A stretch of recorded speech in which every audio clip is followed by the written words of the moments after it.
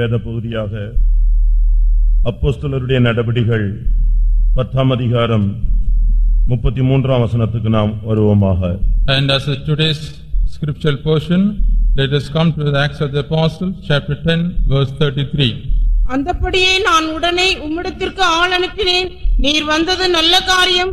தேவனாலே உமக்கு கட்டளையிடப்பட்ட யாவையும் கேட்கும்படிக்கு நாங்கள் எல்லாரும் இப்பொழுது இங்கே தேவ சமூகத்தில் கூடியிருக்கிறோம் என்றான். Immediately therefore I sent to thee, and thou hast well done that thou art come. Now therefore we are here present before God to hear all things that are commanded thee of God. கர்த்தருடைய பரிசுத்த நாமத்துக்கு மகிமை உண்டாவதாக. Glory be to the holy name of the Lord. இங்கே ஒரு வீட்டில், கொர்நேலியு என்கிற மனிதனுடைய வீட்டில் அநேகர் கூடியிருக்கும் பொழுது ஒரு அப்போஸ்தலன் அந்த இடத்துல கடந்து வருகிறான். Here in a house of Cornelius, when many people had gathered, one apostle is coming over there.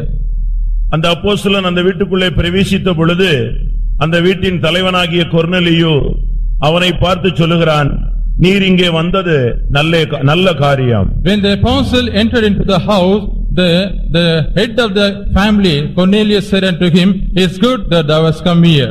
தேவனாலே உமக்கு கட்டளையிடப்பட்ட யாவையும் நாங்கள் கேட்கும்படியாக இந்த இடத்திலே ஆண்டவருடைய சந்நிதியில் கூடி வந்திருக்கிறோம் என்று அவன் சொன்னான். He says that we have come to the presence of the Lord that we may hear everything that is commanded by the Lord. கர்த்தருடைய பரிசுத்த நாமத்துக்கு மகிமை உண்டாவதாக. Glory be to the holy name of the Lord. ஒவ்வொரு மனிதன் மேலும் ஆண்டவர் சில காரியங்களை நியமித்து வைத்திருக்கிறார். Upon every man the Lord has appointed certain things. மனித வாழ்க்கை என்பது ஒரு விலையேறப்பெற்ற ஒரு வாழ்க்கை. And the human life is something precious.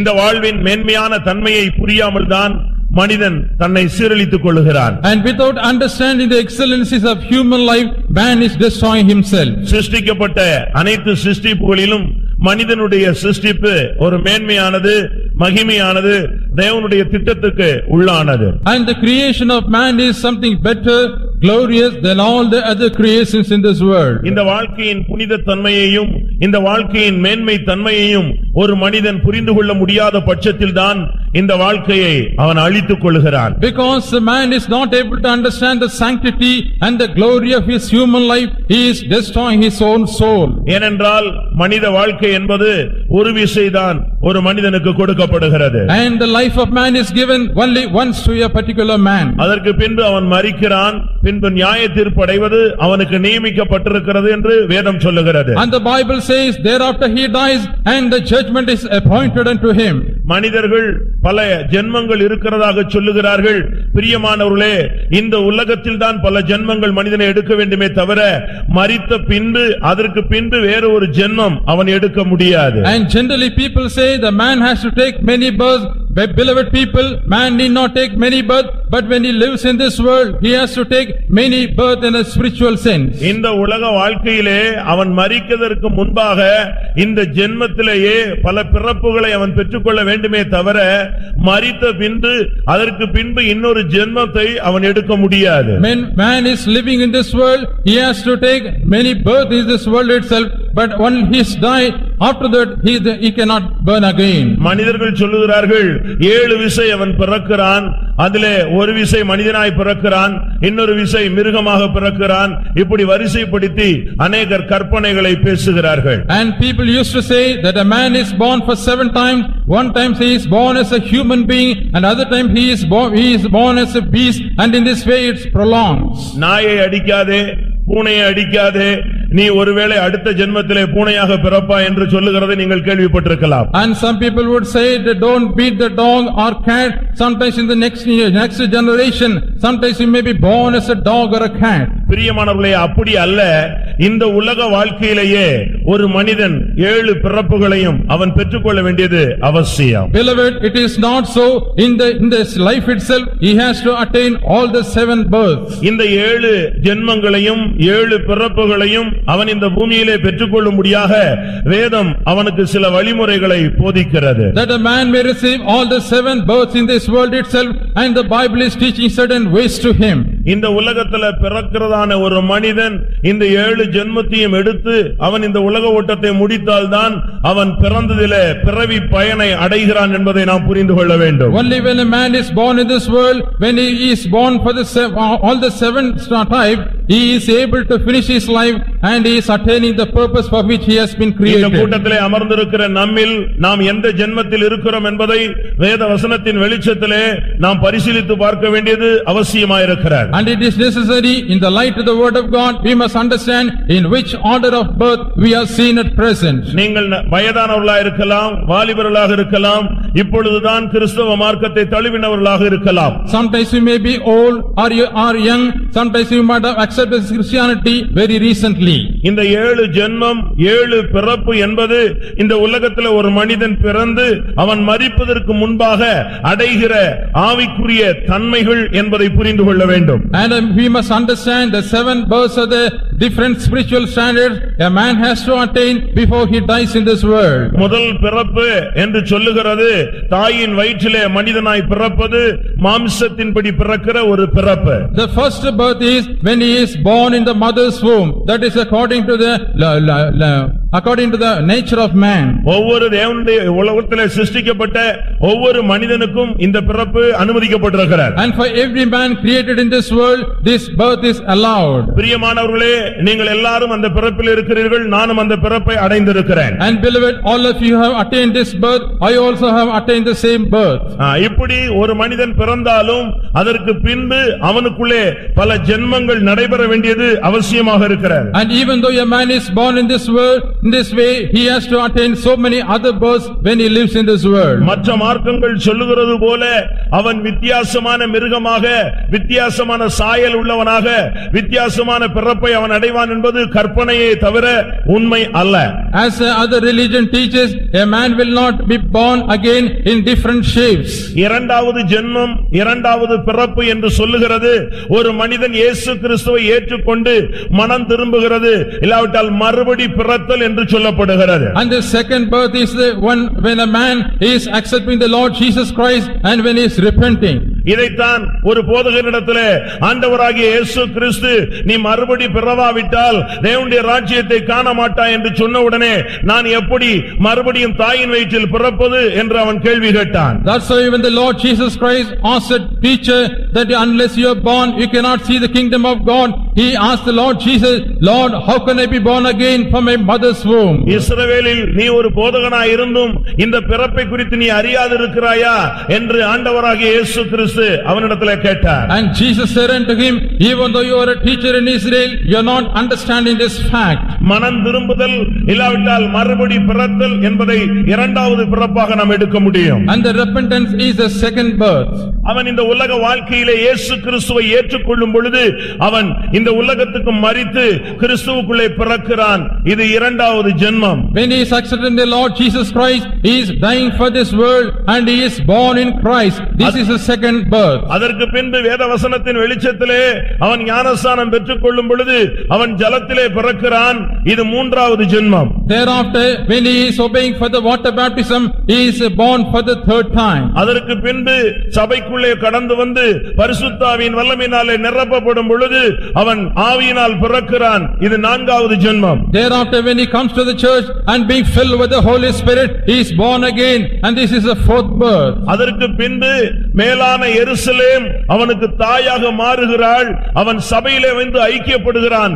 சபையிலே அவன் பிறக்கிறான். இது ஐந்தாவது பிறப்பு. And thereafter, the Jerusalem which is above, it becomes a mother of him and he is born in the church. எருசலேமில் ஒரு பிறப்பு, சபையிலே ஒரு பிறப்பு இருக்கிறது. And he is born in the church, otherwise he is born in Jerusalem. அதற்கு பின்பு ஒரு பரிசுத்தமுள்ள வாழ்க்கை இருக்கிறது. And thereafter, there is a sanctified life. இதைத்தான் முதலாம் யோவானிலே யோவான் அழகாக சொல்லுகிறார். தேவனால் பிறந்தவன் பாவம் செய்யான். ஒரு பரிசுத்த வாழ்க்கை வாழ்கிற ஒரு வாழ்க்கை ஆறாவது பிறப்பு. That's what St. John says in 1 John, and one who is born of God will not commit sin. This is the sixth birth. ஏழாவது பிறப்பு ஒரு சிலருக்கு மாத்திரமே அளிக்கப்படுகிறது. அது சீயோனில் பிறப்பு என்பதை நீங்கள் பார்க்க முடியும். And the seventh birth is granted only to few people, and that is born in Zion. இந்த 7 ஜென்மங்களையும் இந்த உலகத்திலே தாயின் கருவிலே உருவான பின்பு அவன் தன்னுடைய ஓட்டத்தை இந்த உலகத்திலே முடிக்கும் முன்பாக அவன் பெற்றுக்கொண்டால் அவன் பிறந்ததிலே பிறவி பயனை அடைந்து விடுகிறான். When a man is conceived in the womb of his mother before he death, if he attains all these birth, he is attaining the reward of the life. பிரியமானவர்களே, இந்த மாலை வேளையில் கடந்து வந்திருக்கிற நீங்கள் இந்த உலக வாழ்விலே எந்த ஜென்மத்தில் இருக்கிறீர்கள் என்பதை ஒரு விசை நீங்கள் பரிசீலித்து பாருங்கள். Beloved, you have come to this presence in this evening, you consider in which order of birth you are seen at present. எந்த ஜென்மத்தில் இருக்கிறோம் என்பதை புரிந்து கொண்டு அடுத்த கட்ட வாழ்க்கை இன்னும் இருக்கிறதா என்பதை நாம் பார்த்து அடுத்த ஜென்மத்துக்குள்ளே நம்மை நடத்தி கொண்டு போக வேண்டியது அவசியமாக And let இருக்கிறது. us understand in which order we are seen at present, and let us endeavor to go to the next birth. இங்கே கொர்நேலியு என்கிற மனிதனுடைய வீட்டிலே அப்போஸ்தலனாகிய பேதுரு கடந்து வருகிறான். இந்த கொர்நேலியு கேட்கிறான், தேவன் உமக்கு என்ன கட்டளையிட்டாரோ அதை எங்களுக்கு சொல்லும் என்று கேட்கிறான். And in the house of Cornelius, when Peter entered into the house, and he is asking Peter, what the Lord commanded you, you just share with us. அப்போஸ்தலருடைய நடபடிகள் 10ஆம் அதிகாரம் முதல் 2 வசனங்களிலே பார்க்கும் பொழுது இந்த கொர்நேலியு எப்பேற்பட்ட மனிதன் என்பதை வேத வசனத்தின் வெளிச்சத்திலே நாம் தெளிவாக புரிந்து கொள்ள முடியும். And when we see the Acts of the Apostle, chapter 10, first 2 verses, we can understand what type of man was this Cornelius. அவன் ஒரு ராணுவத்திலே பணியாற்றக்கூடிய ஒரு 100க்கு அதிபதியாக காணப்பட்டான். And he was a centurion and serving in a band. அவன் சாதாரணமாகவே செல்வாக்கு உள்ள ஒரு மனிதன். And ordinarily he was a man of influence. அவன் ஒரு விதத்திலே பணவசதி படைத்த ஒரு மனிதனாய் காணப்பட்டான். And he was an affluent man. அவனுக்கு ராஜ்யத்திலே நல்ல ஒரு பதவி இருந்தது. And in the kingdom he had a good position. அவனுடைய வார்த்தைக்கு கீழ்ப்படியக்கூடிய 100 பேர் காத்துக் கொண்டிருந்தார்கள். And 100 people were waiting to obey his words. அவன் போ என்று சொன்னால் 100க்கு அதிகமானவர்கள் போய்க் கொண்டிருப்பார்கள். Suppose if he commands go, and hundreds of people will be going.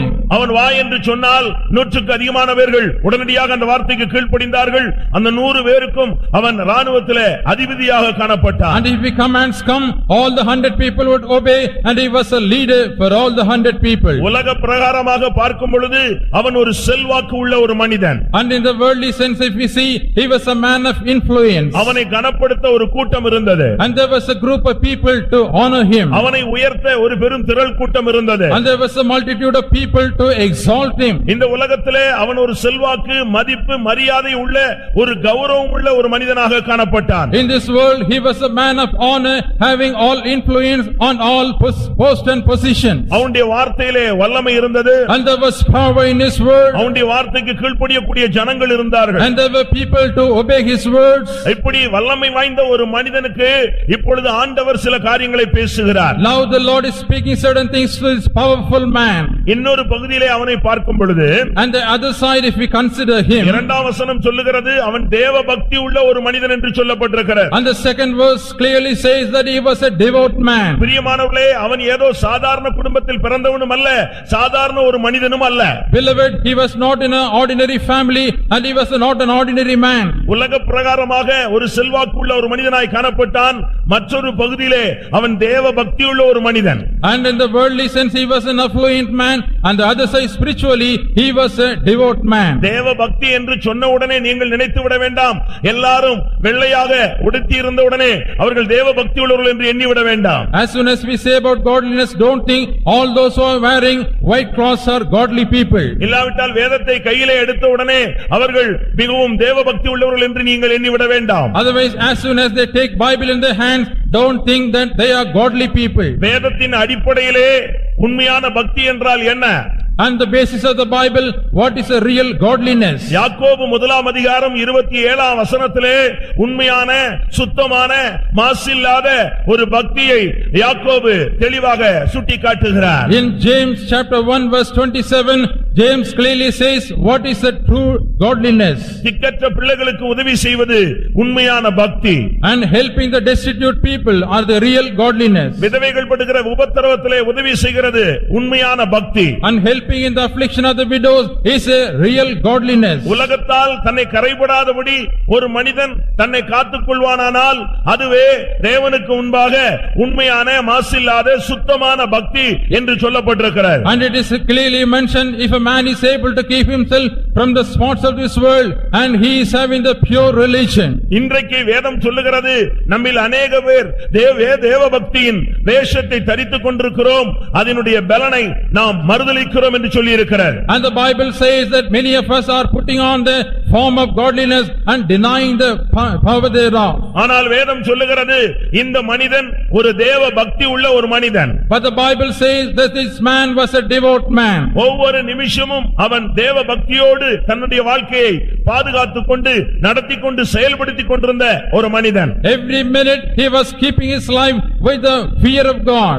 இந்த மனிதனுக்கு இன்னும் தேவனால் கொடுக்கப்படுகிற சில கட்டளைகளை சொல்லப்பட்டிருக்கிறது. And so many other commandments are told that are given to this man. இன்னொரு பகுதியில் பார்க்கும் பொழுது அவன் குடும்பத்தோடு தன்னுடைய வீட்டார் அனைவரோடு தேவனுக்கு பயந்ததான ஒரு தெய்வீகமான ஒரு மனிதன். And when we see on the other side, he was a man who feared God with all the members of his family. அப்போஸ்தலர் 10:2 அவனை இப்படித்தான் சுட்டிக்காட்டுகிறது. And the Acts of the Apostle chapter 10 verse 2 and points like அவனுடைய this. மனைவி தேவனுக்கு பயந்த ஒரு பெண்.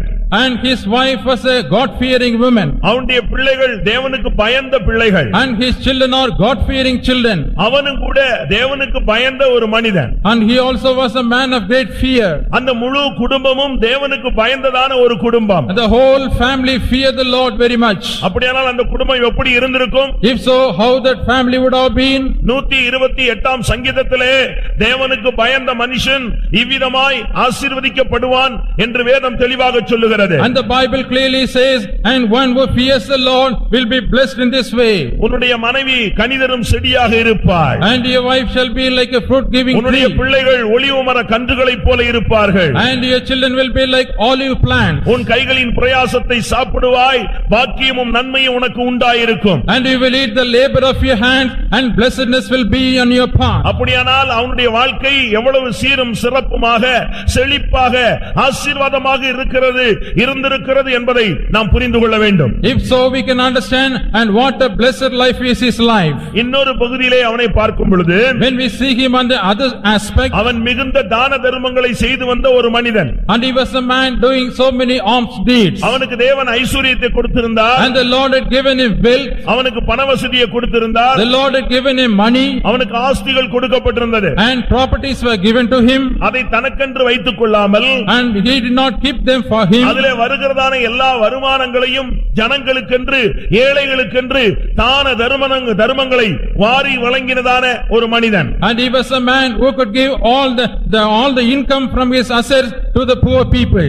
தன்னுடைய பணத்தை ஏழை எளியோர்களுக்காக வாரி வழங்கின ஒரு மனிதன். And he was a man who shared his wealth to all the poor people. அவனுடைய வீட்டிலே கால் வைக்கிற எல்லாருக்கும் அவருடைய தேவைகளை அவன் சந்தித்தான். And to everyone who is stepping into the house, and he met all their needs. ஒருவன் ஆகாரம் இல்லாமல் வந்தால் அவனுக்கு ஆகாரம் கொடுத்தான். And if a man comes hungry, he will give him food. ஒருவன் உடை இல்லாமல் வந்தால் அவனுக்கு உடையை கொடுத்தான். And if a man comes without clothes, and he would give him clothes. அநேகருடைய பசியை தீர்த்ததான ஒரு மனிதன். And he was a man who pacified many people's hungry. இரண்டாம் வசனம் சொல்லுகிறது மிகுந்த தர்மங்களை அவன் செய்து வந்தான். And the second verse says he was doing much alms deeds. அவனுடைய வீட்டிலே நூற்றுக்கணக்கான பேர் புசிக்கக்கூடியவர்களாய் காணப்பட்டார்கள். And there was hundreds of people who were eating in his house. இன்னொரு பகுதியிலே பார்க்கும் பொழுது காணிக்கைகளை வாரி இறைத்தான். On the other side, we see that he was giving offerings to others. தேவாலயங்களுக்கு காணிக்கைகளை வாரி இறைத்தான். And he just throw the offerings to the அநேக temples. இடங்களிலே அன்னதானத்தை அவன் செய்திருக்க கூடும். And in many places he might have given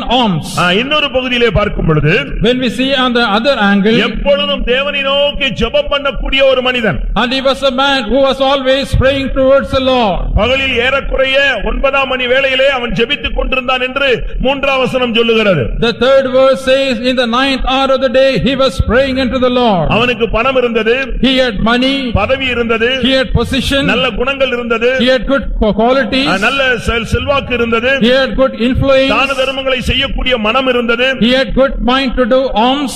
இன்னொரு பகுதியிலே எப்பொழுதும் ஜெபிக்கக்கூடிய ஒரு மனிதன். On the other side, he was a man who would always be praying. அவனுக்கு வேலை இருந்தாலும் ஜெபத்தை அவன் குறைக்கவில்லை. குறைக்கவில்லை. Even though he had many works, he did not come behind in prayer. எல்லாம் திருப்தியாக இருந்தாலும் அவன் ஜெபத்தை குறைக்கவில்லை. Even though everything was full, he was not lacking in prayer. வசதி வாய்ப்புகள் இருந்தாலும் ஜெபத்தை அவன் குறைக்கவில்லை. Even though he was having all comforts and conveniences, he did not come behind in prayer. அப்போஸ்தலர் நடபடிகள் 10ஆம் அதிகாரம் 22ஆம் வசனத்திலே பார்க்கும் பொழுது, When we see Acts of the Apostle, chapter 10, verse 22, வேதம் என்ன சொல்லுகிறது? what does the Bible say? அவன் நீதிமான் என்று சொல்லுகிறது. And the Bible says that he was a righteous man. பிரியமானவர்களே, ஒரே மனிதனுக்குள்ளே எவ்வளவு நல்ல குணங்கள் அடங்கி இருக்கிறது என்பதை நீங்கள் பாருங்கள். And beloved, you see how many good characters are found in a single man. வேதமே உலகத்திலே பொய்யுரையாத வேதமே அவனை மேன்மையானவனாக சித்தரிக்கிறது. And the Bible, which does not tell lie, is describing him as a peculiar man. இன்றைக்கு நாம் விசுவாசத்தினாலே நீதிமான்களாக மாற்றப்பட்டிருக்கிறோம். And nowadays we have been changed as righteous by faith. ஆனால் அவன் கிரியைகளினாலே நீதியுள்ளவனாக மாற்றப்பட்ட ஒரு மனிதன். But he was a man who was made righteous by his works. ஒருவன் நீதிமான் என்று சொன்னால் எப்படி அவனை நீதிமான் என்று நிதானிக்க முடியும்? When we say yes, a person is righteous, how can we discern that he is a righteous man? மத்தேயு எழுதின சுவிசேஷம் 1ஆம் அதிகாரத்திலே பார்க்கும் பொழுது, When we see in Matthew's Gospel, 1st chapter, மற்றவர்களை அவமானப்படுத்தாதவனே நீதிமான் என்று சொல்லப்பட்டிருக்கிறது. and it is written, one who does not dishonor others is a righteous person. மற்றவர்களை அவமானப்படுத்த எண்ணாதிருந்தான் என்று அங்கே சொல்லப்பட்டிருக்கிறது. And it is written, he did not put her to shame. மத்தேயு 1:19 நீதிமானுடைய தன்மை தெளிவாக சொல்லப்பட்டிருக்கிறது. In Matthew's Gospel, 1st chapter, 19th verse, the quality of a righteous man is mentioned. அவன் தேவனுக்கு பயப்படுகிறவன். He was a man who feared God. எல்லா மனிதர்களும் அவனை நல்லவன் என்று சொன்னார்கள். All people certified that he was a good man. அவனுடைய செல்வாக்கு அதிகமாக இருந்தாலும் எல்லாரும் அவனை நல்லவன் என்று சொன்னார்கள். Even though he had lot of influence, everybody praised saying that he is a good man. அவனுக்கு பதவி இருந்தாலும் அவனை நல்லவன் என்று எல்லாரும் சொன்னார்கள். Even though he had position, all people acclaimed that he is a good man. ஒரே மனிதன் இவ்வளவு விதமாக தன்னை வெளிப்படுத்த முடியாது.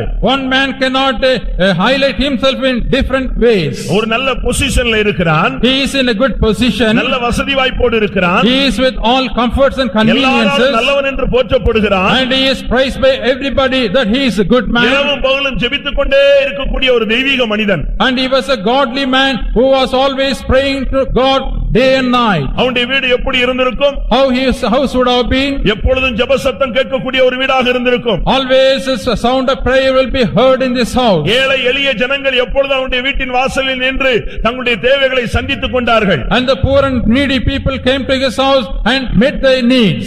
இவ்வளவு நிறைவுள்ள ஒரு மனிதனுக்கு ஆண்டவர் ஒரு வார்த்தை சொன்னார். And for a man who is having all satisfaction, the Lord told him a word. அவன் என்ன நினைத்திருப்பான்? What he would have thought? இந்த உலகத்திலே ஒரு திருப்திகரமான வாழ்க்கை இருக்கிறது, ஆண்டவர் நம்மை ஆசீர்வதித்திருக்கிறார், இந்த வாழ்க்கை போதுமானது என்று தன்னுடைய மனதிலே சிந்தித்திருப்பான். And he would have thought in his mind that I have a satisfied life in this world and the Lord has blessed me in every way, this is enough for me.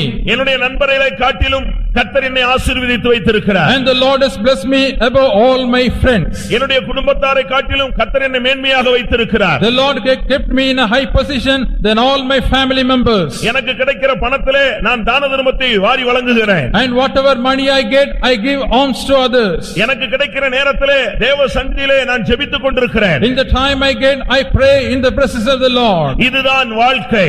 And this is life. இது போதுமான வாழ்க்கை. And this is a life sufficient. இந்த வாழ்க்கை நீடித்திருந்தால் போதுமானது என்று தன்னுடைய மனதிலே எண்ணி இருக்கக்கூடும். And he would have thought in his mind, if this life is lasting forever, that is enough forever. பிரியமானவர்களே, இந்த மனிதனை போல இந்த உலகத்திலே எத்தனை பேர் இங்கே உட்கார்ந்து இருக்கிறவர்கள் வாழ்ந்து கொண்டிருக்கிறீர்கள்? Beloved people, how many of you are like this Cornelius?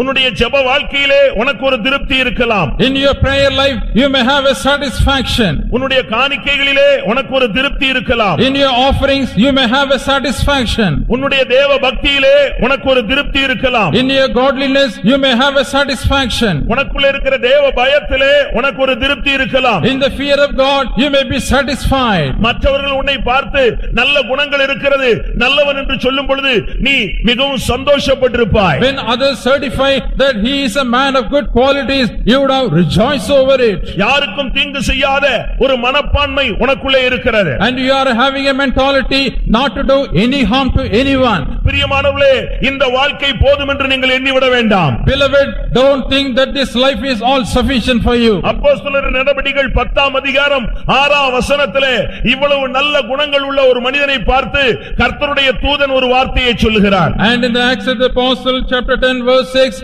and a man having all qualities, the angel of the Lord told a word to him. அவன் ஜெபித்துக் கொண்டிருக்கும் பொழுது கர்த்தருடைய தூதன் அவனுக்கு பிரத்யட்சமாய் அவனுக்கு வெளிப்பட்டான். When he was praying in the presence of the Lord, an angel of the Lord appeared unto him. அவன் சொன்ன வார்த்தை என்ன?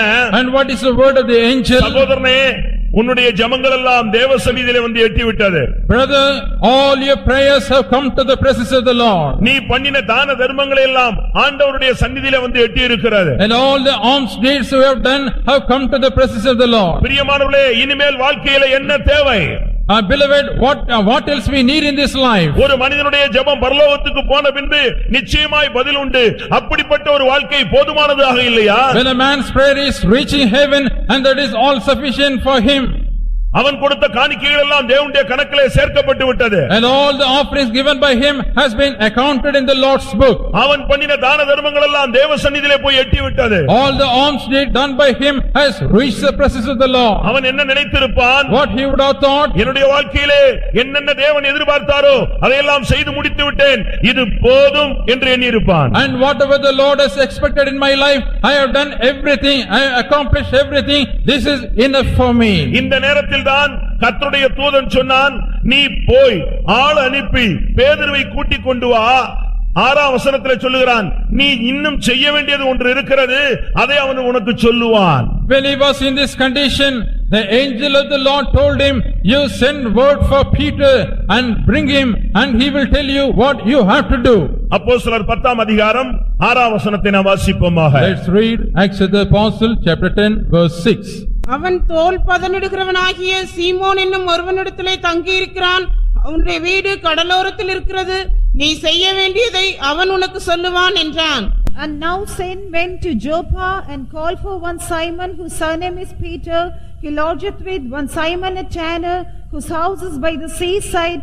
He shall tell thee what thou oughtest to அவன் do. ஜெபிக்கக்கூடிய ஒரு மனிதன், And he was a man of prayer, தேவ பக்தி உள்ள ஒரு மனிதன், and he was a godly தேவ man, பயமுள்ள ஒரு மனிதன். he was a God-fearing man, அவனுடைய ஜெபம் பரலோகத்திலே போய் எட்டுகிறது. and his prayers reached unto heaven. ஆனால் இன்றைக்கு பரலோகத்திலிருந்து அவனுக்கு வருகிற செய்தி என்ன?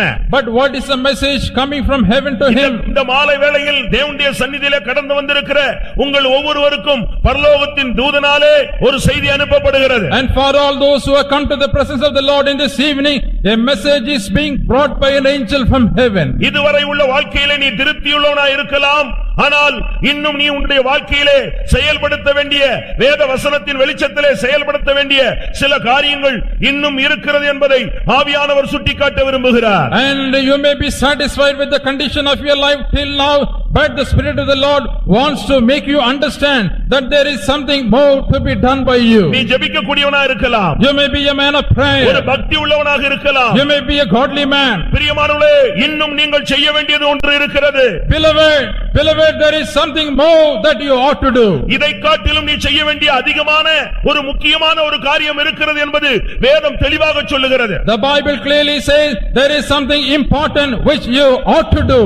அந்த வார்த்தையை கேட்டவுடனே அந்த மனிதன் உடனடியாக ஆள் அனுப்பி அந்த பேதுருவை அழைத்துக் கொண்டு வந்தான். As soon as he heard the word from the angel, he sent men to bring Peter to his house. அங்கே பேதுரு வந்த உடனே தான் இந்த வார்த்தையை நாம் வாசிக்கிறோம். When Peter came to that house of Cornelius, we see this word. அப்போஸ்தலர் 10:33 அவன் சொன்னான், கொர்நேலியு பேதுருவை பார்த்து சொன்னான், ஐயா, நீங்கள் இங்கே வந்தது நல்ல காரியம். In Acts of the Apostle, chapter 10, verse 33, we see that Cornelius said unto Peter, Master, it's good that you have come here. என்னுடைய வாழ்க்கையிலே நான் இப்படிப்பட்ட ஒரு வாழ்க்கை வாழ்ந்து கொண்டு வந்தேன். In my life, I have done all these things. அது போதும் என்று நான் எண்ணிக்கொண்டிருந்தேன். I was thinking that this is all sufficient. இதுதான் இந்த உலகத்திலே வாழ வேண்டிய வாழ்க்கை என்று நான் எண்ணிக்கொண்டிருந்தேன். I was thinking this is the way in which I have to live in this world. அதிலே எனக்கு ஒரு திருப்தி இருந்தது. I had a satisfaction. ஆனால் ஆண்டவர் சொல்லுகிறார், இதை காட்டிலும் இன்னொரு ஒரு வாழ்க்கை இருக்கிறது என்று எனக்கு சொல்லுகிறார். But the Lord says there is something more than this life. அதனுடைய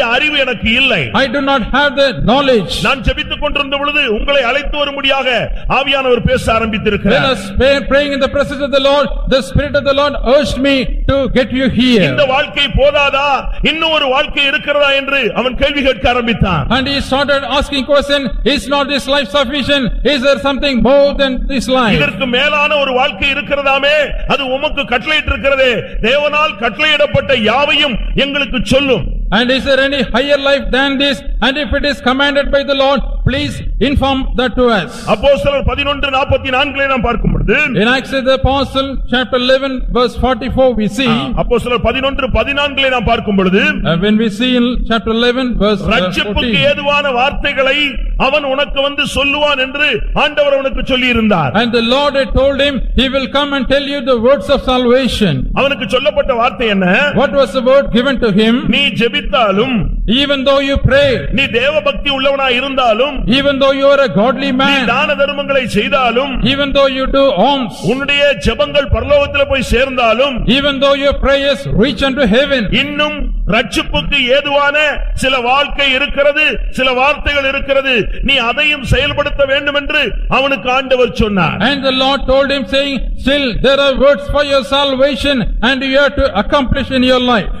பிரியமானவர்களே, தேவன் என்னத்தை கட்டளையிட்டிருக்கிறார்? And beloved, what the Lord has commanded to him. இந்த வாழ்க்கை போதாது, இதற்கு மேலான ஒரு கிறிஸ்தவ, ஒரு தெய்வீக, ஒரு மகிமையான ஒரு வாழ்க்கை இருக்கிறது என்று அவனுக்கு ஆண்டவர் சொன்னார். And the Lord told him, this life is not sufficient, but there is a life which is more glorious and which is better than this life. அவன் அதற்கு ஆயத்தமாக தன்னை மாற்றிக் கொண்டான். And he changed himself ready for that. தேவன் கட்டளையிட்ட யாவையும் நான் செய்ய ஆயத்தமாயிருக்கிறேன். And I am ready to do everything what the Lord has commanded. இந்த கூட்டத்துக்கு வந்திருக்கிற அருமையான சகோதரனே, சகோதரியே, உன்னுடைய வாழ்க்கையிலே இன்னும் நீ கடந்து போக வேண்டிய ஆவிக்குரிய உயர்வான அனுபவங்கள் ஒன்று இருக்கிறது. Beloved brother and sister, and there are so many sublime experiences which you have to pass through in your life. இன்றைக்கு இந்த வேத வசனத்தின் வெளிச்சத்திலே சொல்லப்படுகிற வார்த்தைகளை, அந்த தேவனுடைய கட்டளைகளை நீ ஏற்றுக்கொண்டால் உன்னுடைய வாழ்க்கையிலே தேவனுடைய திட்டம் பரிபூர்ணமாய் நிறைவேற ஆரம்பிக்கும். And if you accept the commandments which is according to the light of the word of the Lord, the purpose and plan of the Lord concerning your life will be completely fulfilled. தேவன் உனக்கு என்ன கட்டளையிட்டாரோ அதை எங்களுக்கு சொல்லும். What the Lord has commanded you, please tell us. தேவனுடைய கட்டளை என்ன சொல்லுகிறது? And what is the commandment of the Lord says? ஆண்டவருடைய கட்டளை வேதத்திலே என்ன சொல்லப்பட்டிருக்கிறது? And what is the commandment of the Lord in the Bible? பழைய ஏற்பாட்டிலே 10 கட்டளைகள் மனிதனுக்கு கொடுக்கப்பட்டதாக நாம் பார்க்கலாம். And we see that in the Old Testament 10 commandments were given to men. புதிய ஏற்பாட்டிலே ஒரு தேவனுடைய மனிதனுக்கு கொடுக்கக்கூடிய கட்டளை என்ன? And in the New Testament, what is the commandment of the Lord that is given to a man? அப்போஸ்தலர்களுடைய நடபடிகள் 17ஆம் அதிகாரம் 30ஆம் வசனத்திலே முதலாவது ஒரு கட்டளையை நாம் அங்கே வாசிக்கிறோம். The Acts of the Apostle, chapter 17, verse 30, we see about the first commandment. வாசியுங்கள்.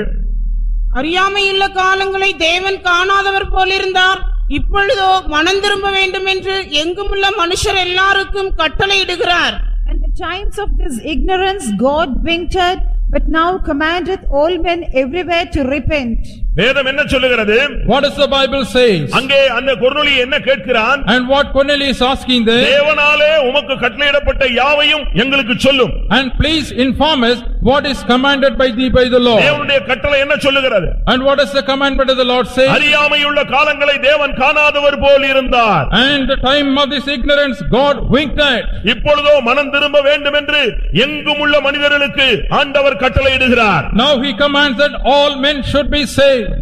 தேவனுடைய முதலாவது கட்டளை புதிய ஏற்பாட்டிலே ஒவ்வொரு மனிதனும் மனம் திரும்ப வேண்டும். The first commandment of the Lord in the New Testament is that every man must first repent. இயேசுவை சொந்த இரட்சகராக ஏற்றுக்கொள்வது மாத்திரமல்ல, Not only accepting the Lord Jesus Christ as our personal savior, நீ உன்னுடைய வாழ்க்கையிலே உன்னுடைய மனதை நீ தேவனுடைய பக்கமாக, வாழ்க்கையை தேவனுடைய பக்கமாக நீ முழுவதுமாக திருப்ப வேண்டும். and you have to direct your life towards the side of the Lord. மனம் திரும்புதல் எதை காட்டுகிறது? And what does his repentance show? உன்னுடைய வாழ்க்கையிலே பாவ மன்னிப்புக்கென்று நீ திரும்பும் பொழுது, பாவ மன்னிப்பின் நிச்சயத்தை பெறும் பொழுது உனக்குள்ளே ஒரு மனம் திரும்புதல் நடைபெற ஆரம்பிக்கிறார். When you receive the assurance of forgiveness of sins, and you are coming to the experience of repentance. உன்னுடைய வாழ்க்கையிலே ஜெபம் இருக்கலாம், தான தர்மங்கள் இருக்கலாம், தேவ பக்தி என்று சொல்லக்கூடிய பல அனுபவங்கள் இருக்கலாம்.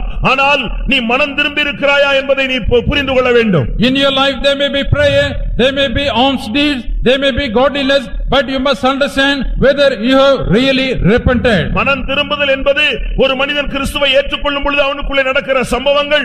அதே நேரத்திலே ஆவிக்குரியவர்களும் தங்களுடைய வாழ்க்கையிலே இன்னும் மனம் திரும்ப வேண்டிய பல படிகள் இருக்கிறது என்பதை புரிய வேண்டும். And repentance is an experience which a man receives when he is accepting the Lord Jesus Christ.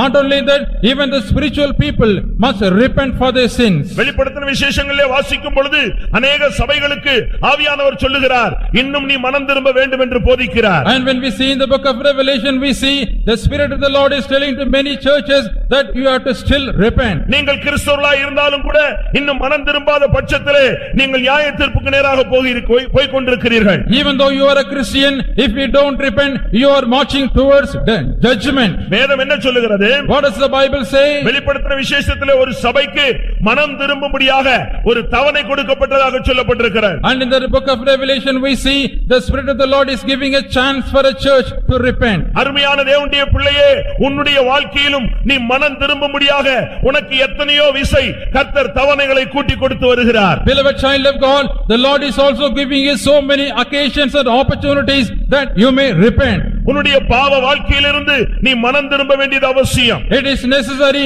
that you have to repent from your sinful life. இயேசுவை நீ தெய்வம் என்று ஏற்றுக்கொள்வது மாத்திரமல்ல, உன்னுடைய பாவ வாழ்க்கையிலிருந்து இயேசுவின் இரத்தத்தினாலே உள்ள மீட்பை நீ பெற்றுக்கொள்ள வேண்டியது அவசியம். Not only accepting Jesus as your savior, but you must receive the forgiveness of sins from all your sins. மனம் திரும்புதல் ஒரு மனிதனுக்குள்ளே நடைபெறும் என்றால், if the repentance takes place in a man's life, அவனுடைய இருதயம் குத்தப்பட்டவனாய் மாறுவான். and his heart will be pricked, தன்னுடைய பாவங்களுக்காக அறிக்கையிட ஆரம்பிப்பான். and he will start to confess all his sins, தான் வஞ்சித்து எடுத்ததை திருப்பி கொடுக்க ஆரம்பிப்பான். and whatever he has taken falsely he would return it, யாரிடத்திலே மனக்கசப்புகள் இருக்கிறதோ அவர்களோடு ஒப்புரவாகிக் கொள்வான். and with whosoever he is having bitter heart he will go and reconcile with them. ஒருவேளை இந்த சத்தியத்தை இதுவரை நீ அறியாதிருக்கலாம், ஆனால் இப்பொழுதோ நீ மனம் திரும்ப வேண்டும் என்று தேவனுடைய கட்டளை உனக்கு சொல்லுகிறது. Sometimes you may not know about this truth, but now the commandment of the Lord says that you have to repent. உன்னுடைய வாழ்க்கையிலே மனம் திரும்புதல்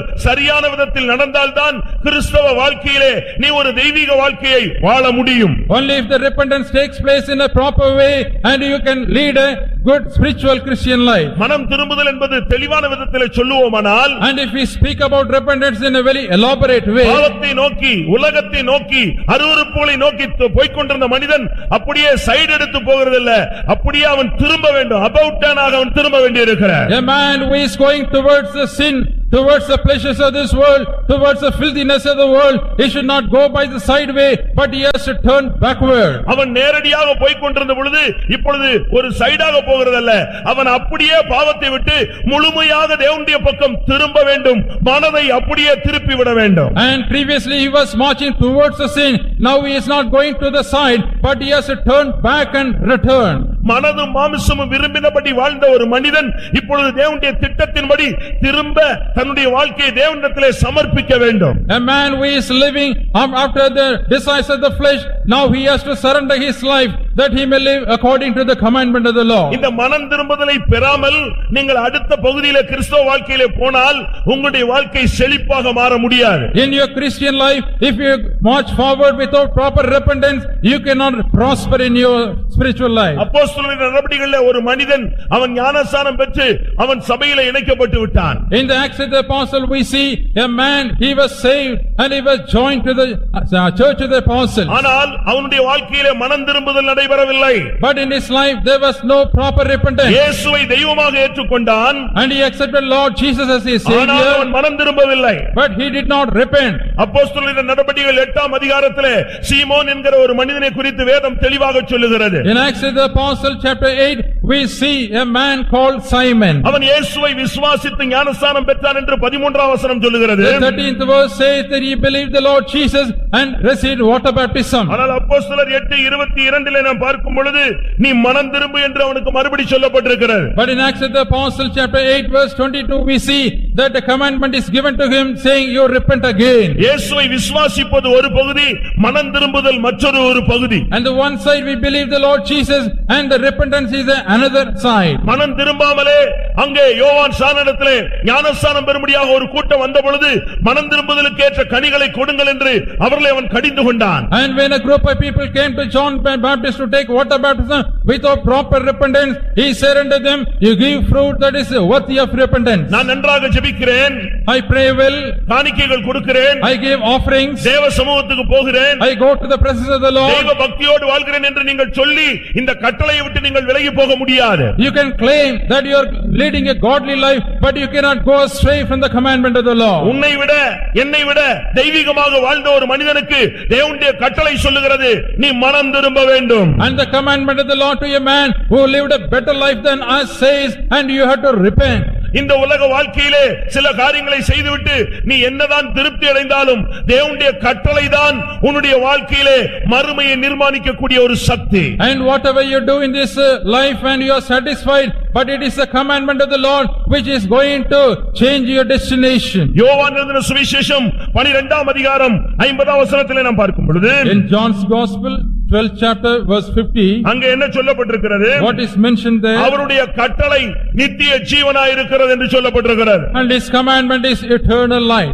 ஒரு தேவனுடைய மனிதன் தேவனுடைய கட்டளைகளை கைக்கொண்டால் தான் நித்திய வாழ்வுக்குள்ளே அவன் போக முடியும். Only if a man observes the commandment of the Lord, he can enter into the eternal life. இந்த திருப்தியுள்ள ஒரு மனித வாழ்வை அவர் தேவன் இன்னும் தெய்வீகமாக மாற்றும்படியாக தேவனுடைய கட்டளையை அவனுக்கு போதித்தார். And the man who is having a satisfied life, that he may go to a higher experiences, the Lord is granting him his commandment. மத்தேயு எழுதின சுவிசேஷம் 28ஆம் அதிகாரம் என்ன சொல்லுகிறது? What does the gospel according to Matthew chapter 28 say? 19-20 வசனங்களிலே பார்க்கும் பொழுது, When we see 19th and 20th verses, ஆண்டவராகிய இயேசு கிறிஸ்து பரத்துக்கு போகும் பொழுது ஒரு கட்டளையை கொடுத்துவிட்டு சென்றதாக சொல்லப்பட்டிருக்கிறது. when the Lord Jesus Christ ascended to heaven, he gave a commandment. நீங்கள் போய் சகல ஜாதிகளையும் சீஷராக்கி, Ye go and make all people as his பிதா disciples. குமாரன் பரிசுத்தாவி நாமத்தினாலே அவர்களுக்கு ஞானஸ்நானம் கொடுத்து, You baptize them in the name of the Father, Son and the Holy நான் Ghost. கட்டளையிட்ட யாவையும் கைக்கொள்ளும்படி அவர்களுக்கு உபதேசம் பண்ணுங்கள். You teach them that they may keep all my commandments. பிரியமானவர்களே, ஜெபித்து தேவனோடு உறவாடிக் கொண்டிருந்த மனிதனுக்கு அடுத்த கட்டளை வருகிறது, நீ பிதா குமாரன் பரிசுத்தாவி நாமத்திலே ஞானஸ்நானம் பெற வேண்டும் என்று. Beloved, for a man who was godly and was very close with the Lord, receive a commandment, you have to receive water baptism in the name of the Father, Son and the Holy Ghost. இந்த உலகத்திலே எவ்வளவு வெளியரங்கமாக பக்தியாக நீ வாழ்ந்தாலும் தேவனுடைய கட்டளையின்படி நீ நடந்தால்தான் நீ பரலோக ராஜ்யத்துக்குள்ளே பிரவேசிக்க முடியும். Even though you live in an openly godly life in this world, only if you do according to the commandment of the Lord, you can enter into the kingdom of God. மனம் திரும்பும் பொழுது பரலோக ராஜ்யம் உனக்கு சமீபமாக வந்து விடுகிறது. When you repent, the kingdom of God comes close to you. நீ ஜலத்தினாலே பிறக்கும் பொழுது நீ தேவனுடைய ராஜ்யத்திலே பிரவேசிக்கக்கூடிய ஒரு பாக்கியத்தை பெறுகிறாய். When you are born in water, you receive the privilege of entering into the heaven. வேதம் என்ன சொல்லுகிறது? What does the Bible say? ஆண்டவராகிய இயேசு கிறிஸ்து என்ன சொல்லிவிட்டு போனார்? What did the Lord Jesus Christ said and went? பிதா குமாரன் பரிசுத்த ஆவியின் நாமத்தினாலே நீங்கள் ஞானஸ்நானம் பெற்றுக் கொள்ளுங்கள், இது இரண்டாவது கட்டளை. You receive the water baptism in the name of the Father, Son and the Holy Ghost. This is my second commandment. வேதம் தெளிவாக சொல்லுகிறது, ஆண்டவராகிய இயேசு கிறிஸ்துவும் தெளிவாக சொல்லி இருக்கிறார். Bible clearly says, also the Lord Jesus Christ says very clearly. ஞானஸ்நானம் என்கிறது இன்றைக்கு சபைகளிலே வித்தியாசமான கண்ணோட்டத்தில் பார்க்கப்பட்டு வித்தியாசமான விதத்திலே கொடுக்கப்படுகிறதை நாம் பார்க்கலாம். And in the nowadays the baptism is seen in different angle and it is being given in different ways. ஞானம் வந்த பின்பு எடுக்க வேண்டிய ஸ்நானம் ஞான ஸ்நானம். And baptism is one which we have to take after we receive the wisdom. Mark 16:16 என்ன சொல்லுகிறது? What does Mark 14:14 say? Mark 16:15-16 என்ன வாசிக்கிறோம்? What do we see in Mark 14:15 and 16? விசுவாசம் உள்ளவனாகி ஞானஸ்நானம் பெற்றவன் ரட்சிக்கப்படுவான். And he who believes and is baptized shall be saved. விசுவாசம் இல்லாதவன் ஞானஸ்நானம் பெறுகிறவன் ஆக்கினைக்கு தப்பான் என்று வேதம் சொல்லுகிறது. And he who takes baptism without repentance and he will not be spared for judgment. ஒரு மனிதன் ஞானஸ்நானம் பெற அவனுக்கு ஞானம் வர வேண்டியது அவசியம். A man has to receive wisdom, before he gets water baptism. நன்மை தீமை அறியக்கூடிய ஒரு பருவம் அவனுக்கு வர வேண்டியது அவசியம். And he must come to an age where he is able to discern what is good and evil. ஆண்டவராகிய இயேசு கிறிஸ்து ஏறக்குறைய 30 வயதிலே அவர் ஞானஸ்நானம் பெற்றுக்கொண்டார். The Lord Jesus Christ took water baptism at the age of 30. விசுவாசம் உள்ளவனாகி விசுவாசம் வந்த பின்பு ஒரு மனிதன் இயேசுவை ஏற்றுக்கொண்டு ஞானஸ்நானம் பெற்றால் அப்பொழுதுதான் அவனுக்கு ரட்சிப்பு கிடைக்கிறது. A man after having faith, only if he receive water baptism, he is saved. ஆண்டவராகிய இயேசு கிறிஸ்து யோவான் சானனுடைய கரத்திலே அங்கே யோர்தான் நதியிலே அவர் முழுகி ஞானஸ்நானம் பெற்றார். The Lord Jesus Christ received water baptism, immersion water baptism in the hand of John the Baptist. தண்ணீர் அதிகமாக இருந்தது, கரை புரண்டு ஓடக்கூடிய ஒரு நதியாக அது காணப்பட்டது. And the river was overflowing. அந்த இடத்தில்தான் ஆண்டவராகிய இயேசு கிறிஸ்து ஞானஸ்நானம் பெற்று கரையேறினார். And there the Lord Jesus Christ took water baptism and he came to the shore. நான் ஒரு கிறிஸ்தவருடைய வீட்டுக்கு போயிருந்த பொழுது Once I had gone to a Christian's house ஒரு படம் தொங்கவிடப்பட்டிருந்தது. and there was a photo hanged in that house. ஒரு நதி ஓடிக்கொண்டிருக்கிறது. A river is flowing இயேசு கிறிஸ்துவை போல ஒருவர் அங்கே நிற்கிறார். and there was a man like Jesus ஒரு Christ. சின்ன பாத்திரத்திலே எடுத்து யோவான் சானகன் அவருடைய தலையிலே தண்ணீரை ஊற்றுகிறார். And John the Baptist is taking water in a cup and he is pouring on the head of that தங்களுடைய person. சடங்காச்சாரங்களுக்கும் பாரம்பரியங்களுக்கும் தங்களுடைய கற்பனைகளுக்கும் ஏற்ற வண்ணமாக படத்தை வரைந்து கொண்டு அநேகர் இன்றைக்கு திருச்சபைகளிலே ஞானஸ்நானத்தை தவறான விதத்திலே போதிக்கிறார்கள், செயல்படுத்துகிறார்கள். And many people are drawing pictures according to the tradition, according to their customs and habits, and in this way they are preaching in the churches too. ஒரு வேதம் என்ன சொல்லுகிறது என்பதை நீங்கள் ஆராய்ந்து பாருங்கள். You must examine what does the Bible say concerning the baptism. தீத்து 3ஆம் அதிகாரம் 5ஆம் வசனத்திலே வாசிக்கும் பொழுது When we read Titus chapter 3 verse 5, வேதம் அழகாக சொல்லுகிறது மறு ஜென்ம முழுக்கு என்று சொல்லுகிறது. Bible beautifully says the washing of regeneration. வேதம் தெளிவாக இன்னும் பல இடங்களிலே பேசுகிறது. Bible speaks clearly on this subject in many different யோவான் places. 3ஆம் அதிகாரம் 23ஆம் வசனத்திலே பார்க்கும் பொழுது When we see John's Gospel 3rd chapter 23rd verse, சாலிமூருக்கு அருகான ஐனோன் என்கிற இடத்திலே தண்ணீர் மிகுதியாக இருந்தபடினால் யோவான் சானகன் அங்கே ஞானஸ்நானம் கொடுத்து வந்தான் என்று சொல்லப்பட்டிருக்கிறது. and in a place called Aenon there was so much water, John the Baptist came there to give water baptism. நீங்கள் பக்தி உள்ளவர்களாக இருக்கலாம், You may be godly people, ஜெபிக்கக்கூடியவர்களாக இருக்கலாம், you may be a man of prayer, தேவனுக்கு பயந்தவர்களாக இருக்கலாம். you may be people fearing God. பிரியமானவர்களே, இதை தாண்டி தேவனுடைய கட்டளைக்கு நீ கீழ்ப்படிய வேண்டியது அவசியமாக இருக்கிறது. Beloved, above all this you have to obey the commandment of the Lord. பாரம்பரியங்களிலே திருப்தி அடைந்து விடாதீர்கள், தேவனுடைய வசனத்தை கைக்கொள்ள கவனமாயிருங்கள். Don't be satisfied with your tradition, be careful to keep the words of the Lord. இன்றைக்கு திருச்சபைகள் என்று சொல்லுகிற இடங்களிலே நாம் இன்றைக்கு ஞானஸ்நானத்தை குறித்து தவறான அபிப்பிராயங்களை விளங்கிக் கொள்ள முடிகிறது. And in many places called churches, we are able to understand about wrong, erroneous baptism. சிலர் ஜனங்களுக்கு தெளித்து விடுகிறார்கள். And some people would sprinkle water on the people. Daily நீங்க ஆபீஸ்க்கு போகும் பொழுது ஸ்நானம் பண்ணுகிறேன் என்று சொல்லி 3 தரம் தெளித்து விட்டு டெய்லி போய் பாருங்க. Every day saying I take bath before going to office, just to sprinkle 3 times and go to office and see. ஸ்நானம் என்று சொன்னால் முழுகுதல், குளித்தல் என்ற அர்த்தம்.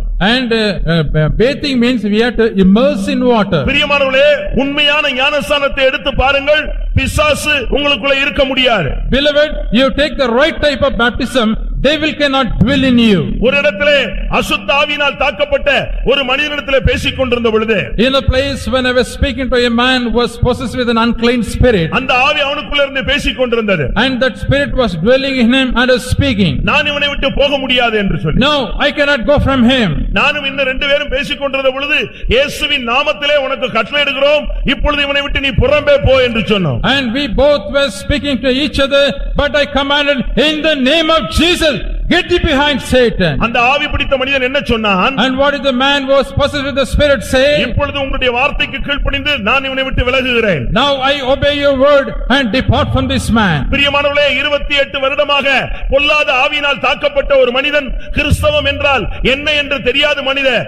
தெரியாத ஒரு மனிதன் சொன்ன வார்த்தை என்ன? Beloved, what is the word of a man who was possessed with the devil for 28 long years, who does not know about the Lord Jesus Christ till then? விழுந்து போன ஒரு பொல்லாத ஆவி அவனுக்குள்ள இருந்து போதித்த ஒரு சத்தியம் என்ன? And what is the truth which a fallen spirit was dwelling inside and teaching? வல்லமையுள்ள இயேசுவின் நாமத்தில் சொல்லுகிறதினால் நான் போகிறேன். Because you claim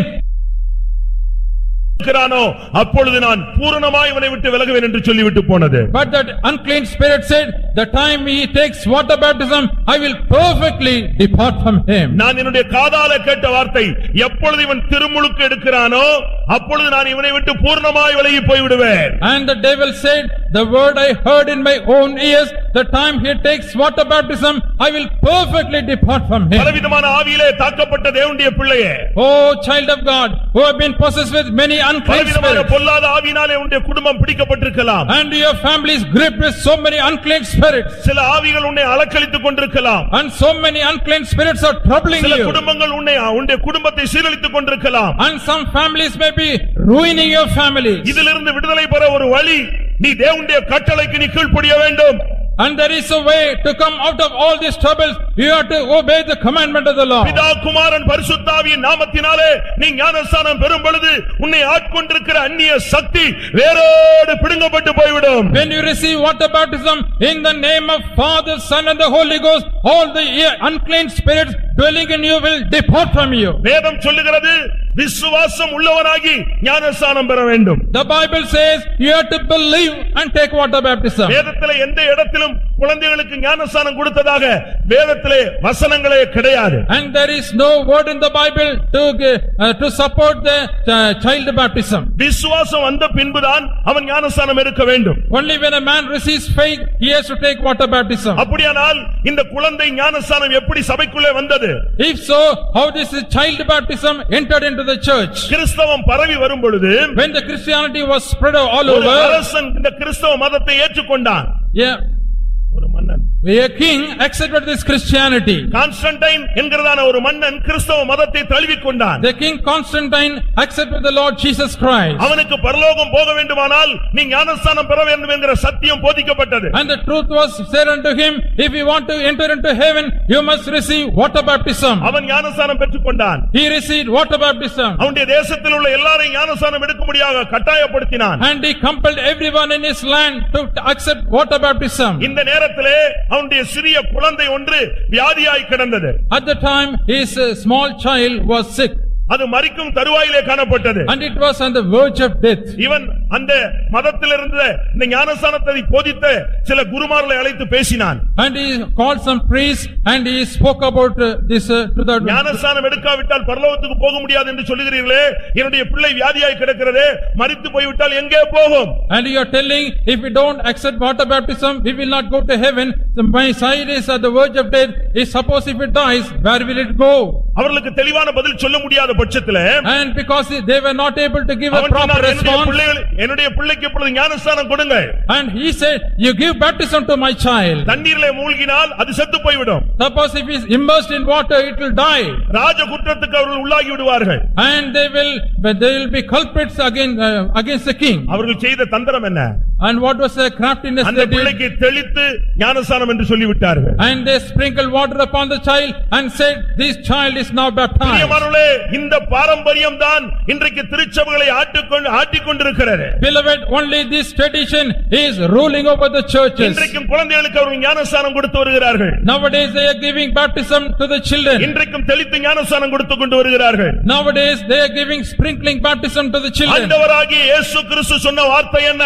And what is the word of the Lord Jesus Christ? விசுவாசம் உள்ளவனாகி ஞானஸ்நானம் பெற வேண்டும். And you must believe and take water baptism. உயிர்த்தெழுந்த இயேசு சொன்ன வார்த்தை என்ன? And what is the word of the resurrected Jesus? குமாரன் பரிசுத்த ஆவியின் நாமத்தினாலே நீங்கள் ஞானஸ்நானம் கொடுங்க.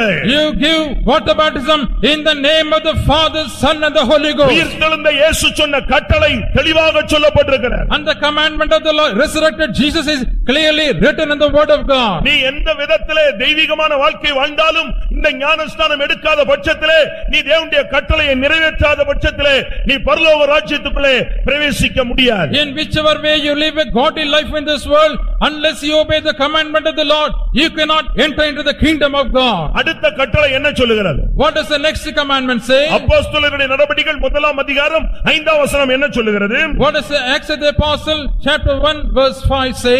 என்ன சொல்லப்பட்டிருக்கிறது? What is mentioned there? பிதாவின் வாக்குத்தத்தம் நிறைவேறும் வரை நீங்கள் எருசலேமிலே காத்திருங்கள் என்று கட்டளையிட்டார். And he commanded saying, you tarry in Jerusalem till the promise of the Father is fulfilled in you. இயேசு ஒலிவமலைக்கு அவர்களை அழைத்துக் கொண்டு போய் And Jesus took them to the Mount of Olives. சீஷர்கள் மத்தியிலே பரத்துக்கு ஏறி போகும் பொழுது And in the midst of disciples, when he ascended up to heaven, அவர் கடைசியாக சொன்ன கட்டளை என்ன?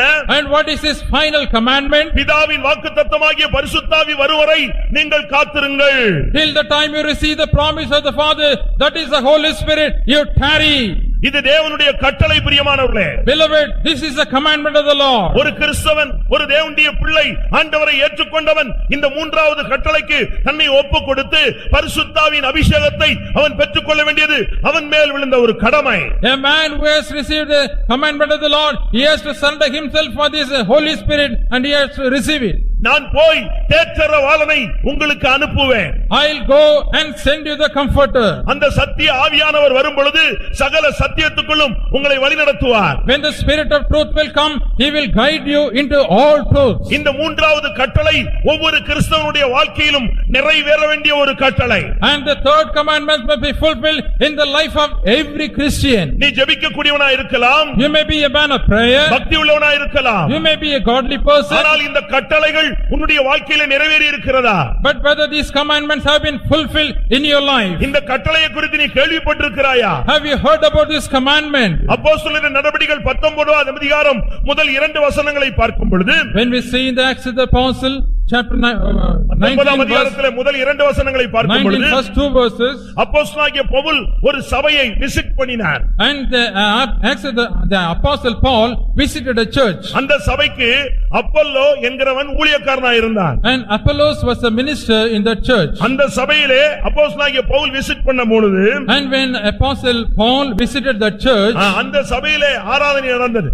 and there was a service in the church, ஜனங்கள் எல்லாம் அசையாமல் உட்கார்ந்து கொண்டிருந்தார்கள். all the people were sitting static. அந்த அப்பல்லோ ஒரு அனல் பறக்கக்கூடிய ஒரு உபதேசத்தை பண்ண ஆரம்பித்தான். And Apollos started giving a mighty preaching. Pavul இதையெல்லாம் பார்த்து ஆச்சரியப்பட்டான். And Paul was seeing all this and he was astonished.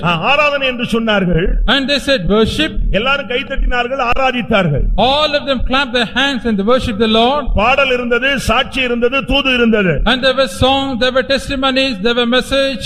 ரொம்ப ஸ்டைலாக அந்த வொர்ஷிப் நடந்து கொண்டிருந்தது. And the worship was very stylish. ஆனால் பவுல் சொன்னான், But Paul said, இந்த இடத்துல ஒரு குறை இருக்கிறது. and there is a lack in this place. இரண்டாம் வசனத்தில் அவன் கேட்ட கேள்வி என்ன? And what is the question he asked in the second verse? அந்த சபையாரை பார்த்து கேள்வி கேட்டான். Looking into the church, he asked a question. நீங்கள் எல்லாம் விசுவாசிகள் என்று சொல்லுகிறீர்களே, You claim that you are believers. நீங்கள் விசுவாசிகள் ஆன பொழுது பரிசுத்த ஆவியை பெற்றீர்களா? Have you received the Holy Spirit when you became believers? ஒரு விசுவாசி என்று சொல்லுகிறவனுக்கு அடிப்படை சத்தியமே பரிசுத்த ஆவியின் அபிஷேகம் தான். The fundamental doctrine for a believer is a Holy Spirit. நல்ல பிரசங்கம் இருந்தால் போதாது. It's not enough if you have a good நல்ல preaching. பாடல்கள் இருந்தால் போதாது. It's not enough if you have good songs. திருச்சபை செயல்பட பரிசுத்த ஆவியானவர் அந்த இடத்திலே அசைவாட வேண்டும். The Spirit of the Lord must move in the church.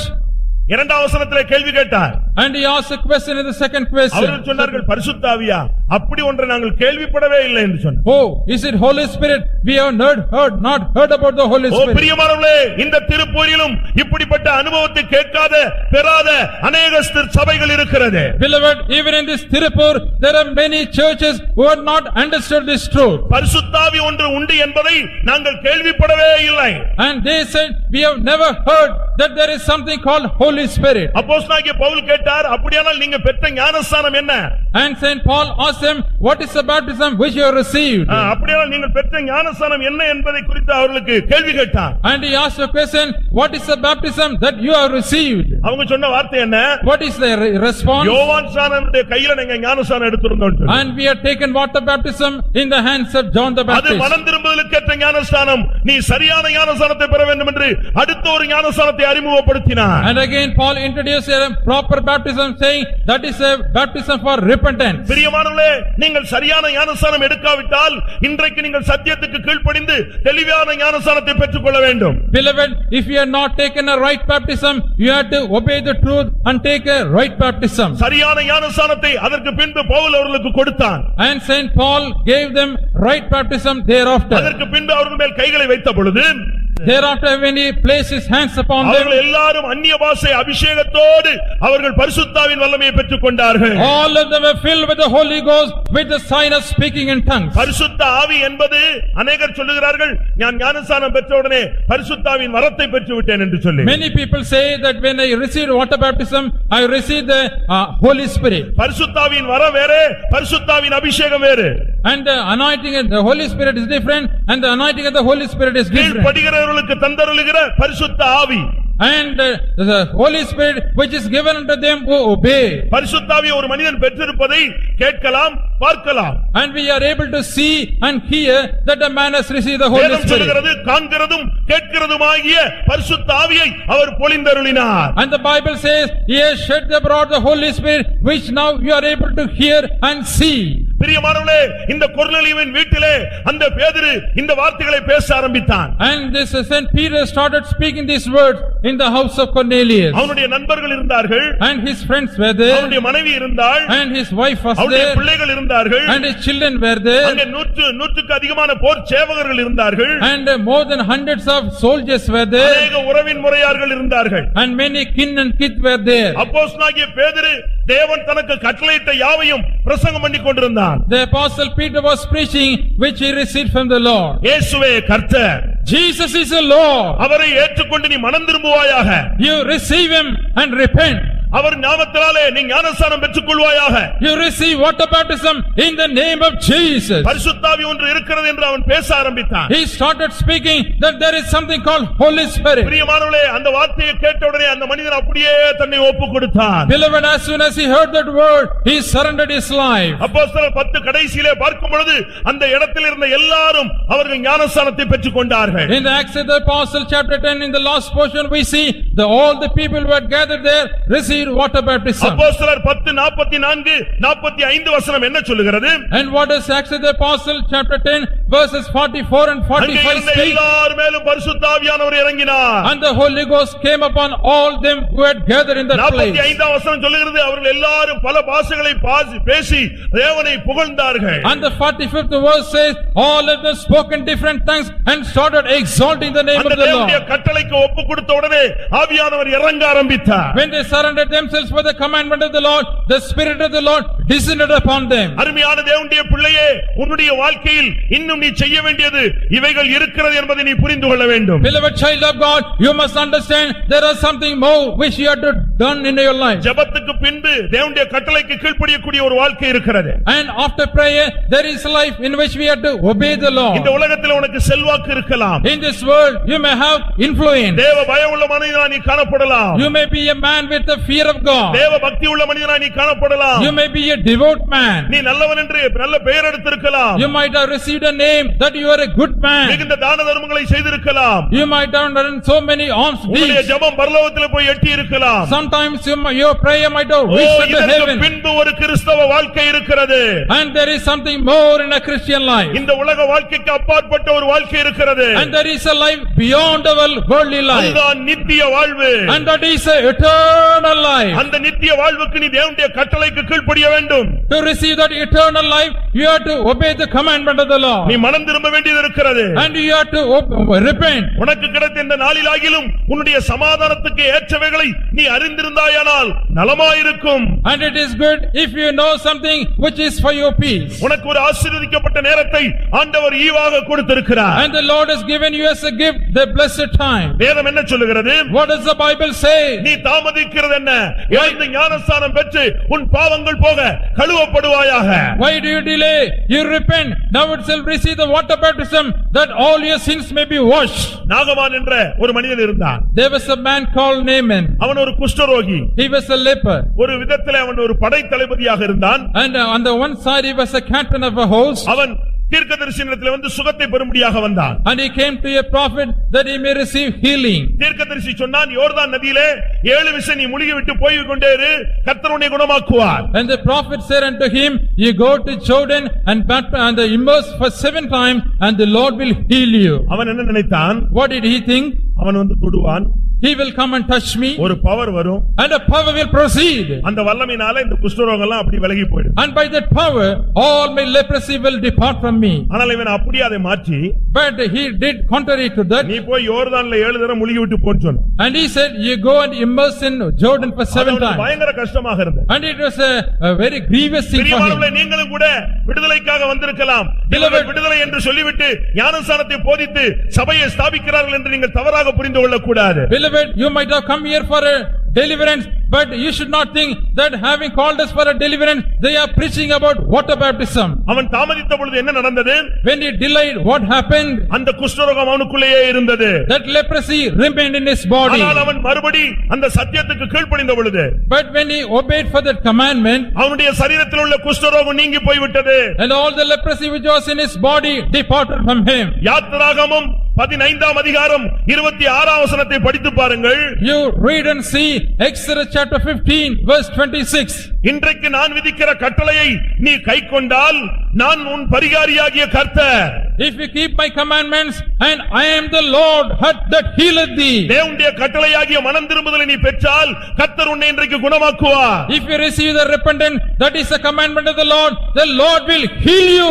இன்றைக்கு தேவனுடைய வசனமாகிய ஞானஸ்நானத்தை நீ பெற்றால் கர்த்தர் உன் பரிகாரியாகிய கர்த்தராய் வெளிப்படுவார். If you receive the water baptism, which is the commandment of the Lord will be your healer. இன்றைக்கு தேவனுடைய கட்டளையாகிய பரிசுத்த ஆவியை நீ காத்திருந்து பெற்றுக்கொள்வாயானால் தேவன் உன் பரிகாரியாகிய கர்த்தராய் வெளிப்படுவார். If you wait and receive the commandment of the Lord, that is the Holy Spirit, the Lord will be your healer. உன்னுடைய வாழ்க்கையிலே நீ வியாதியிலே வந்திருக்கலாம். In your life, you may be suffering from பலவீனத்திலே sickness. வந்திருக்கலாம். You might have come with weakness. பிரச்சனையிலே வந்திருக்கலாம். You may have come here with problems. பல கட்டுகளிலே வந்திருக்கலாம். You may be in so many bonds. பல மந்திர வல்லமைகளினால் நீ பிடிக்கப்பட்டிருக்கலாம். You might have been gripped with so many types of witchcraft. இதற்கு விடுதலை என்ன? And what is the deliverance for this? யாராவது வந்து உனக்கு ஜெபிப்பார்கள் என்று நீ எண்ணிக்கொண்டிருக்கலாம். You may be thinking that someone will come and pray over me.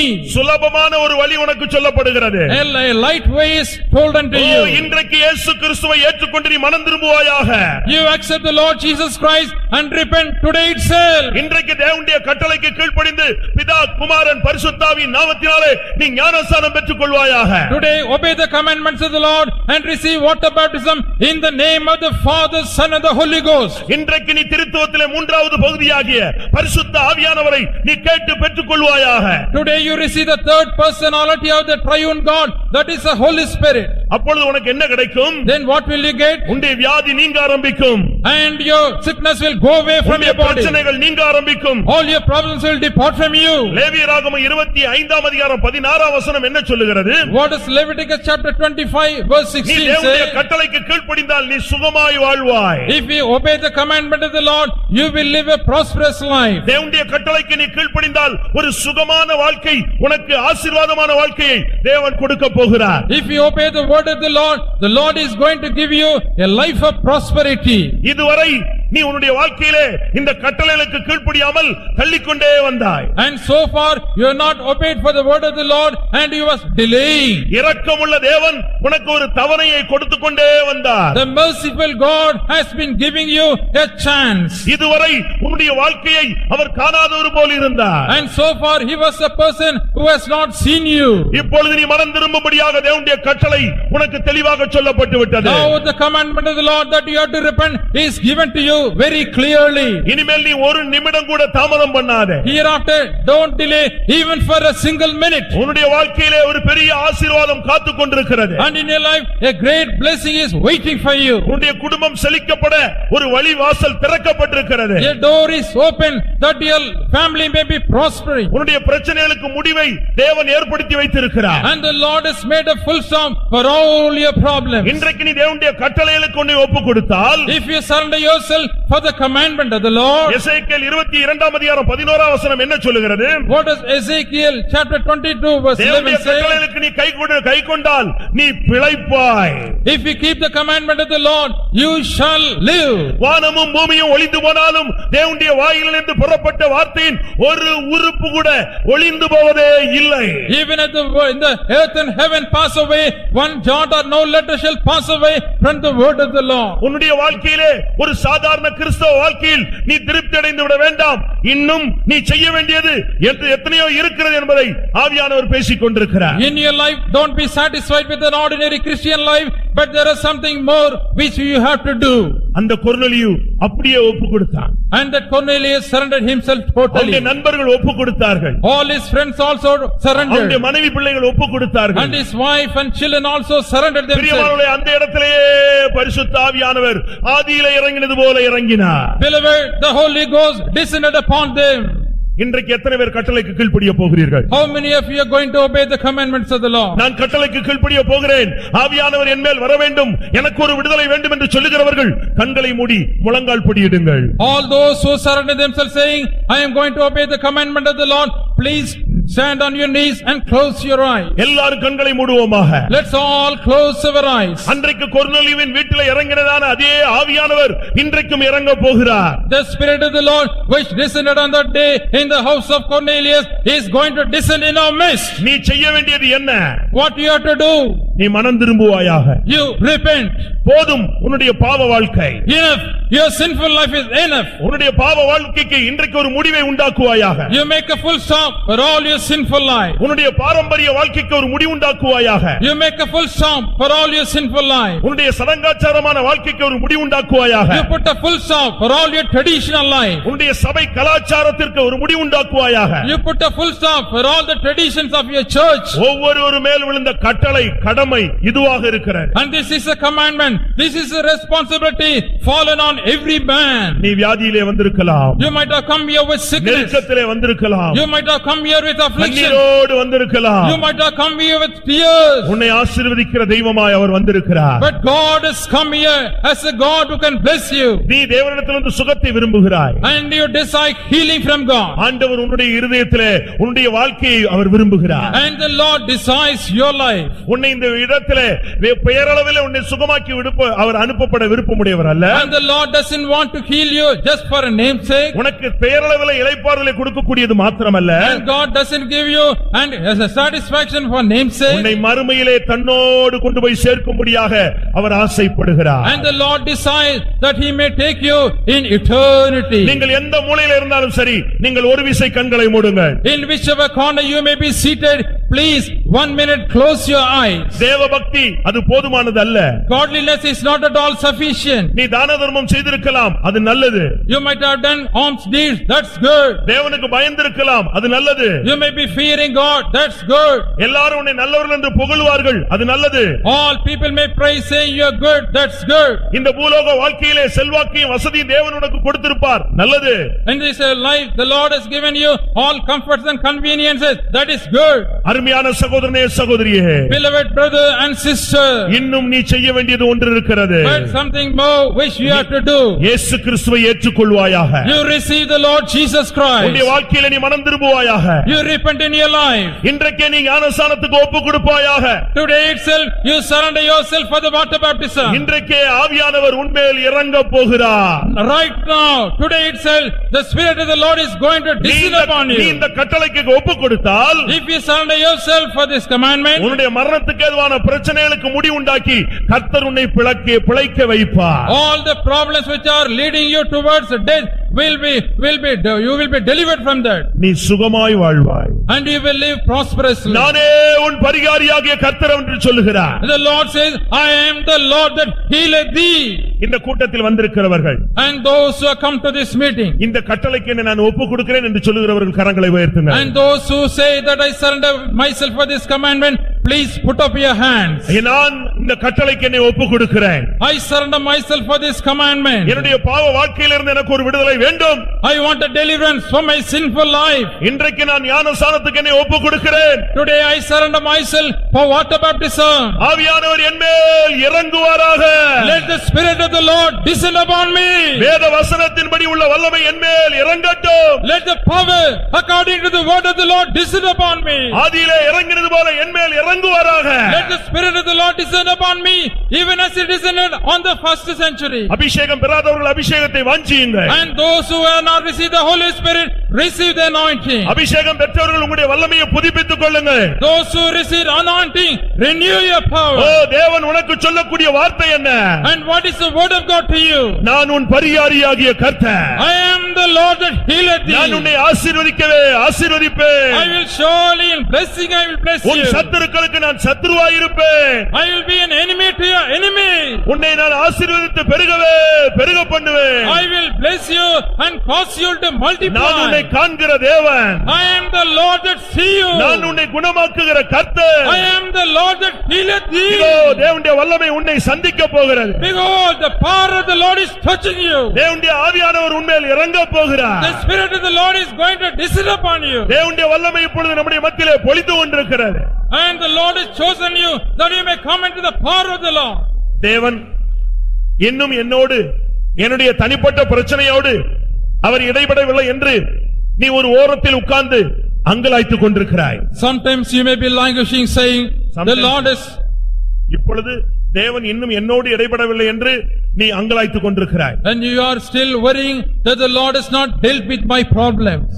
அருமையான மகனே, Beloved son, உன்னை கொண்டு வந்தது தேவனுடைய வல்லமைதான் கொண்டு வந்திருக்கிறது. and you understand it is the power of God which has brought you here.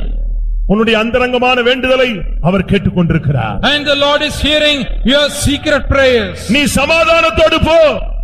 You go with peace. உன்னுடைய விண்ணப்பம் கேட்கப்பட்டது. Your prayer is heard. Hallelujah.